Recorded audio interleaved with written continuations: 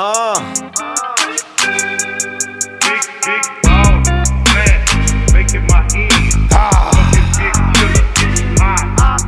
Big ball, fat, Sports God TV broadcasting from DC. Like and subscribe if you really trying to see me. Oh, what a feeling talking sports like religion. No cap over here, man. It's all about business. Share the content, jump in the comments. Let's get it crack. Alright, man, we here. Week 15 recap, week 16 predictions, and week number 15 went the worst out of all weeks. Horrible. 1-7. I had to recount it to make sure I said the record the right way. 1-7. I'm gonna start from the top. The Commanders versus the Saints. The Commanders were favored by 7.5 points, and the Commanders pretty much was up 17-0 in that game, and it went down to the last play.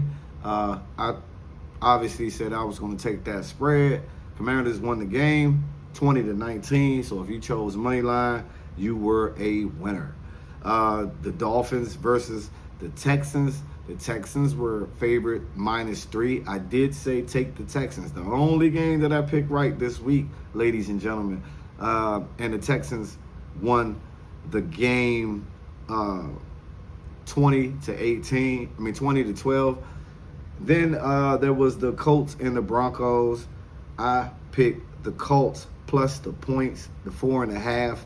And the Broncos basically blew the Colts out 31-13. The Bills versus the Lions, even though the Bills were hot on the road, and the Lions obviously were hot, winners of 11 straight. I took the Lions minus the 2.5. Game was a shootout. They put up 90 points between the two. I did mention the over, I believe, in that game. The over seems to be a factor with either the Lions or the Bills. You might want to consider that. But the Lions lost the game by 6 to the Bills. Steelers versus Eagles. The Steelers were underdogs by 5.5.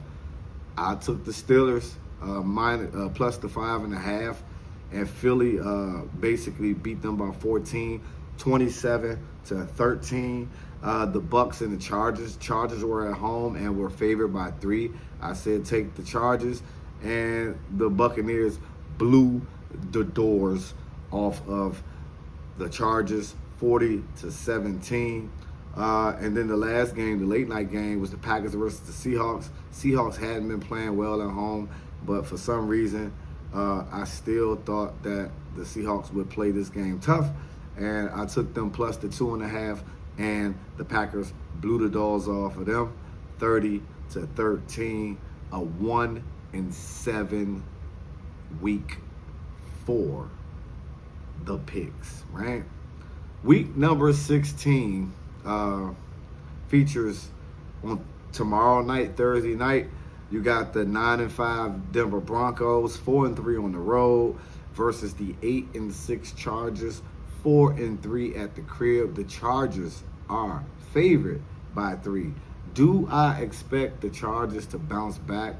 I do expect them to bounce back, but at the same time, and this is a divisional game, at the same time, the Chargers are sort of limping into this game. Few nicks and bruises, as what you expect in this part of the season. The Broncos, under Sean Payton and rookie quarterback Bo Nix, are 9-5, and they're getting plus money in this situation. Give me the Broncos plus the 3 points. Saturday, we have a double header.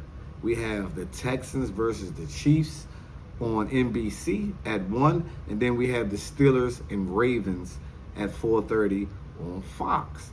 Now, the Texans are 9-5, 4-3 away from the crib. Kansas City is 13-1 and 7-0, a perfect 7-0 at the crib, and they are favored by 3.5 points. Here's the thing. Patrick Mahomes is uncertain. He has a high ankle sprain. Even though Andy Reid said he feels comfortable with Carson Wentz getting the start, if that is the case. The Chiefs, the home field advantage, I think still the Chiefs haven't, even though they figure out a way to win the games.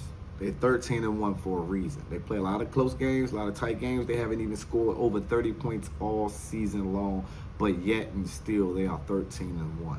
That speaks volumes to a team, a championship type team with championship type pedigree, considering they are two-time defending Super Bowl champions. Give me the Kansas City Chiefs on the money line at home versus the Houston Texans. The 10-4 Steelers versus the 9-5 Ravens. Ravens are 4-2 at the crib. Steelers are 5-3 away from the crib. The Ravens are 6.5 point favorites. I don't like the spread at all. Give me the money line on the Baltimore Ravens to take care of business at home, to itch closer. Another divisional game. And this one right here is for first place. If the Ravens can pull this out, then they're in good shape, right? Then Sunday, moving on to Sunday, we got not really too many bangers, but you do at 1 o'clock have the 12-2 Philadelphia Eagles, who are 6-1 away from the house, versus my Washington Commanders, 9-5, 5-2 at the crib. Second time they're facing the Philadelphia Eagles, and the Eagles are favored by 3.5 points. Eagles has been on the road. This is not a game that I'm picking due to heartstrings being pulled, so to speak, not because the home team is my team. I think it's a great spot, even though the Eagles are flaming hot. I believe winners of 11 straight, or 10 straight rather. Top defense in the league.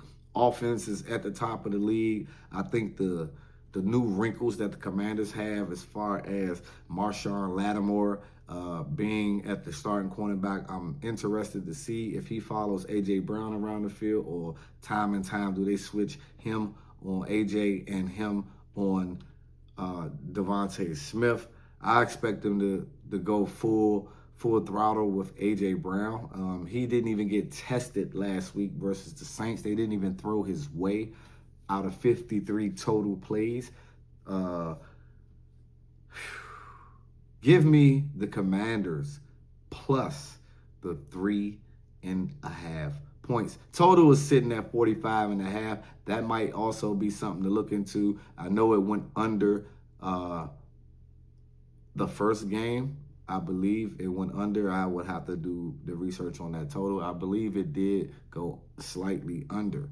Then you got the Minnesota Vikings, who are 12-2, just like Philly. They're 5-1 away from the house versus the 8-6 Seattle Seahawks, and they are 3-5 at the crib. And Minnesota is 3-point favorites on the road. Seattle's burnt me like at least 3 times this year. It's no way in hell I can pick them ever again. This is a spot for them. The Vikings are vowing to get the number 1 seed. It's a 3-team race for the number 1 seed. You got the Detroit Lions 12-2, the Eagles are 12-2, and the Vikings who are 12-2. And the Vikings and Lions still have to face each other before the season ends to potentially clinch that number 1 seed. Give me the Vikings on the road minus the 3 versus the Seahawks. I mean, you have the Tampa Bay Buccaneers 8-6, 5-2 on the road, and this is a Sunday night game versus the 6-8 Dallas Cowboys, who are 1-6 at the house. And they are favored by 4 points at the crib. This is a game that I'm a Washington Commander fan by 1. The Buccaneers are in playoff contention. 8-6, right behind the Commanders. They own the tiebreaker because they beat us already this season. And the Seahawks are also on our tail at 8-6. The Cardinals are right there as well. Hey, man, this is a game plus the 4. Now, it don't matter from a betting standpoint, but what matters at the end of the day is the Cowboys getting the victory. But from a betting standpoint, at the house, I do think Tampa, they are hot right now. Give me money line the Tampa Bay Buccaneers. And then Monday night, you got the 5-9 New Orleans Saints versus the 10-4 Green Bay Packers. Green Bay is 5-2 at the crib. Saints are 2-4 away from the crib. Green Bay, this is the biggest spread on the board, 14.5-point favorites. I'm definitely not taking that spread. Give me the Packers on the money line. If the Packers could lose this game, then that also keeps the Commander in play to move up from the 7th to the 6th seed, which could make a difference, when it comes to the playoff picture. What are your thoughts and comments, man, on this upcoming week? Got Thursday night games, Saturday and Sunday. You already know who it is. It's your boy, Sports Guy TV, where we talk sports like religion, and I'm out. Until the next time.